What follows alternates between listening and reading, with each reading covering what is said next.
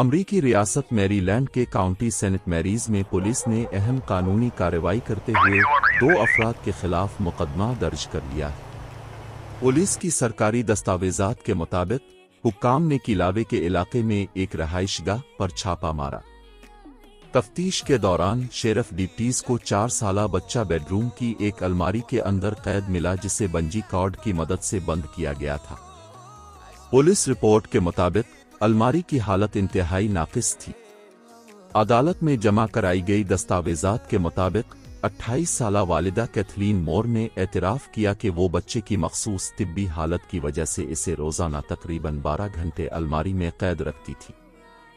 उनके 27 साला साथी जेम्स स्टोन ने भी अलमारी का दरवाज़ा बंद करने में मदद का एतराफ़ किया। बच्चे को फौरी तौर पर तिब्बी मुआयने के लिए अस्पताल मुंतकिल किया गया, जबकि घर में मौजूद दीगर 4 बच्चों का भी मुआयना किया गया। दोनों मुल्ज़िमान पर चाइल्ड एब्यूज़ और गफलत की मुतअद्दिद दफ़ात आयद की गई हैं और वो सेंट मैरीज काउंटी जेल में अदालत पेशी के मुंतज़िर हैं।